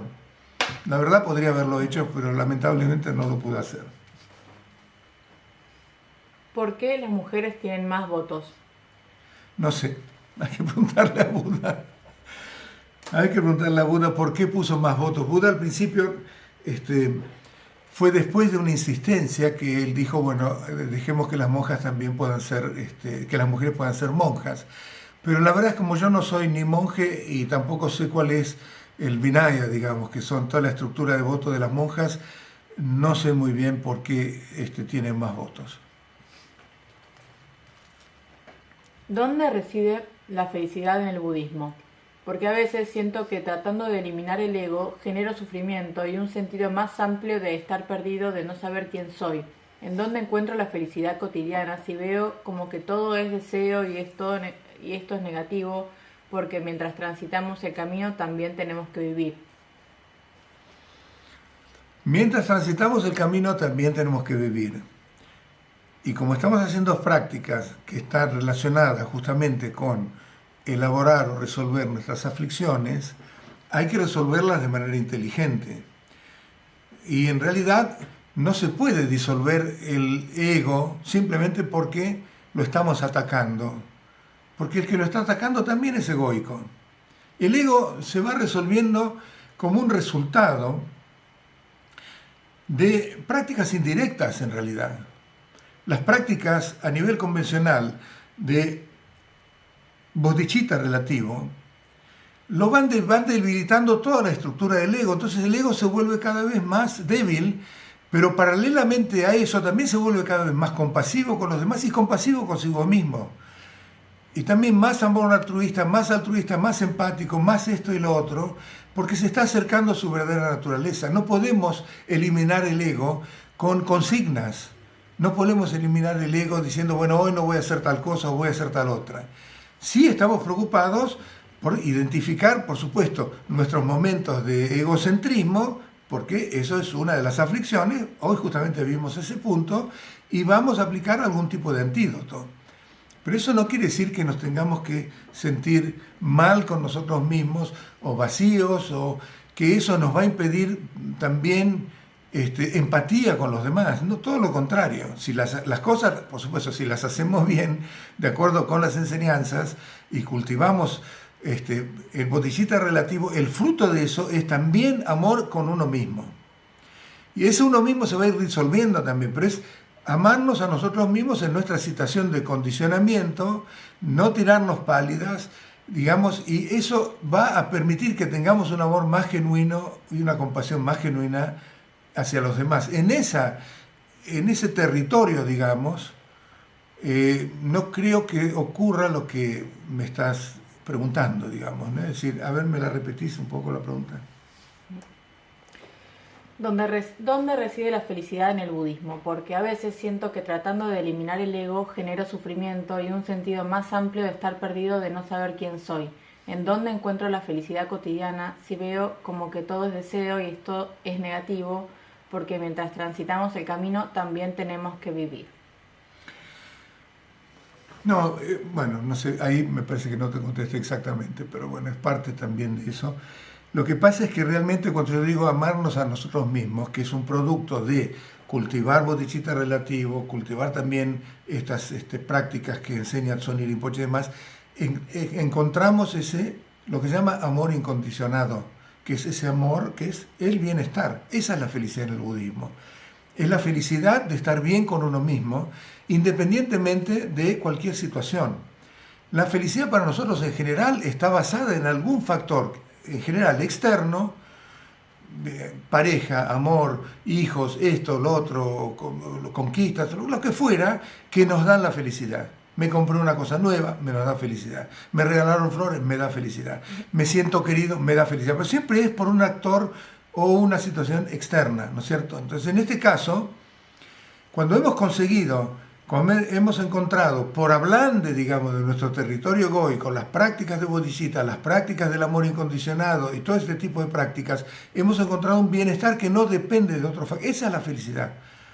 Esa es la ausencia de conflicto. Entonces, cuando tenemos esa felicidad, por más que vemos las cosas que dicen los políticos, las cosas que nos frustran, las cosas que nos crispan y con lo demás, todo eso en realidad lo vemos ya como muy secundario, porque no dependemos de el aspecto externo con respecto a nuestra bienestar. Hoy me siento bien. ¿Por qué? Porque me siento bien. No porque tome hepatalgina, creo que me siento bien, sino porque me siento bien, no hay nada que me haga sentir bien, me siento bien conmigo mismo. Y eso puede ser un sentimiento bastante prolongado. A eso es lo que llamamos felicidad, en realidad. Y dentro de esa felicidad, entonces ya sintiendo ese amor por nosotros mismos, porque ya me siento bien, entonces sí que se puede expresar mucho más empatía, tolerancia y otro tipo de visión con respecto a las cosas externas que surgen. Wow. Acá hay alguien que ya preguntó, así que lo pasamos para el final. Sí. ¿Las emociones aflictivas se reducen gradualmente con la práctica de la meditación de shamatha o de vipassana o la combinación de las dos? Con todo. Con la práctica de shamatha, justamente shamatha literalmente es shi-ne. Shiva quiere decir pacificación, la paz. ¿Qué es lo que se pacifica? Nepa significa permanecer. ¿Qué es lo que permanece en ese estado de paz, ese estado de ausencia de conflictos? Son las emociones aflictivas. Con la práctica de shamatha se disminuyen, pero se vuelven como latentes, no se manifiestan tanto, pero no se las erradica. Es el problema de quedarse siempre en shamatha. Y uno experimenta una paz fenomenal, pero es una paz temporaria, porque las causas del conflicto todavía siguen ahí. Vipassana es la que las elimina completamente. Entonces, shamatha y vipassana, las dos. ¿Existe algún antídoto para la tristeza? Pienso que quizás es la instrucción de Shantideva de buscar la felicidad ajena, salir de uno mismo. ¿Es así? Sí, eso sí, esa es la regla fundamental, ¿no? Es decir, toda la felicidad que experimentamos eh, se basa en, ¿cómo se llama? Ayudar a los demás seres a ser felices. Toda la infelicidad que experimentamos se basa en el egocentrismo, en querer ser felices nosotros independientemente de la felicidad de los demás. Eso es la máxima del Bodhicharyavatara y es lo que rige, digamos, ¿no? Pero bueno, eso es si nos dedicamos realmente a ayudar a los demás seres, ¿eso qué hace? Es lo mismo en práctica el bodhicitta relativo, lo acabo de decir, digamos, ese bodhicitta relativo mina, socava, debilita toda la estructura egoica que es justamente pensar en nosotros antes que todos los demás, y eso, irónicamente, aunque parezca un oxímoron, eso resulta en mayor felicidad.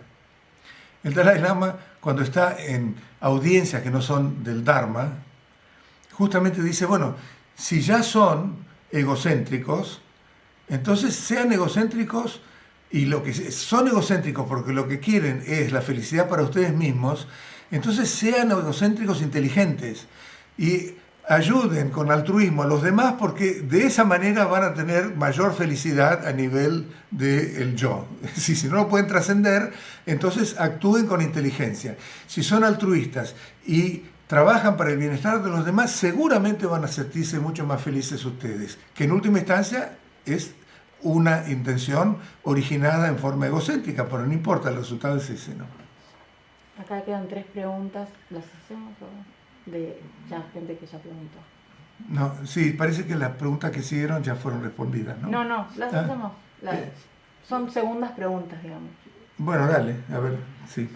Entiendo que dentro del sendero Mahayana está el Paramitayana, que es el sendero gradual, el Dzogchen y el Mahamudra, que son atajos, y el Vajrayana, que es el camino veloz, donde se dice que uno puede alcanzar la iluminación en una vida.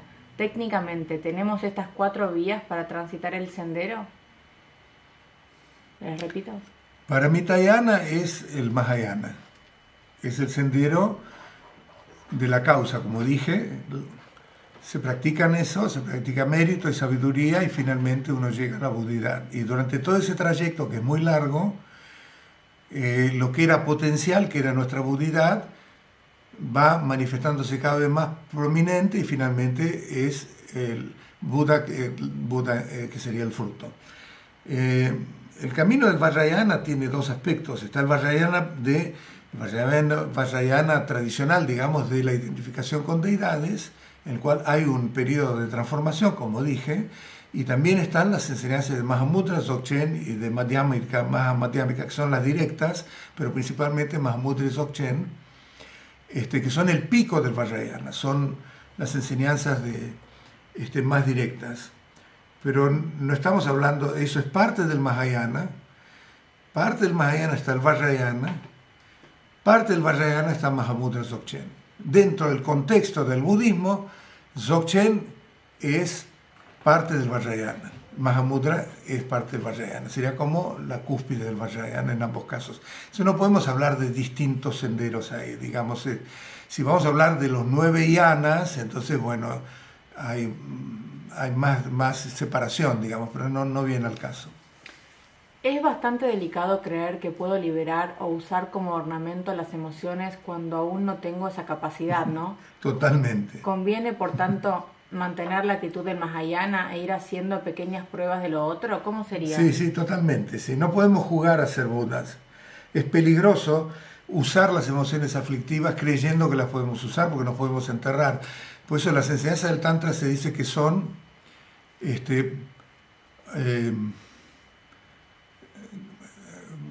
decir, como se trabaja con energías, como se trabaja también con cosas que en realidad desde otro punto de vista uno las tiene que evitar porque son las causas del sufrimiento, si uno no está seguro, es como una víbora que está en una caña, digamos, ¿no? O vas para arriba y te iluminas, o si las estás mal utilizando porque te crees que la conoces y entonces soy un tántrico y te dejas llevar por las emociones aflictivas creyendo que en realidad las estás utilizando de acuerdo con cómo se deben utilizar, son como la víbora cuando apunta para abajo, ¿no? En esa caña, entonces te vas para abajo. Sí, es mucho más honesto además asumir que tenemos nuestras limitaciones y encararlas de acuerdo con nuestras limitaciones. Y si podemos usarlas, fantástico, pero si no podemos usarlas, es mejor recurrir al sistema del Mahayana, ¿sí? O también del Theravada, no hay ningún problema. No es Theravada menor, Mahayana fantástico, nosotros Vajrayana y Tongjuring es Vajrayana, entonces no tenemos que recurrir a nada, todo eso, no. Para nada hay que mirar a las enseñanzas del Buda de esa manera. Todas tienen su aplicación y podemos recurrir a todas. Todas son partes de un mismo programa que nos ayuda a seguir el sendero. Durante la práctica del shamatha puedo mantener los ojos abiertos mirando hacia el piso en dirección de la nariz, pero cuando practico Guru Yoga o cualquier práctica de visualización me cuesta hacerlo con los ojos abiertos. Por lo general cierro los ojos. ¿Qué me sugiere hacer? Sí, cerrarlos, no hay problema. La meditación en realidad es bueno empezar a entrenarse con los ojos abiertos. Cuando uno hace meditación analítica o también cuando hace visualizaciones, algunos lamas recomiendan visualizar con los ojos abiertos. Eso depende de cada uno, cómo les resulte más fácil. Y otros lamas dicen cerrar los ojos, porque entonces es más fácil hacer una imagen mental cuando no tenemos una imagen de los ojos que está integrada a esa imagen mental. O sea que eso de acuerdo a como ustedes quieran, se puede. Pero con la meditación es mejor con los ojos abiertos de entrada. Si uno no puede, también con los ojos cerrados. ¿Okay? Bueno, hacemos ahora la dedicación del mérito. De vuelta no voy a hacer ninguna oración yo, ni recitar, pero ahora cerramos y que cada uno haga ese tipo de dedicación por su cuenta. ¿Okay?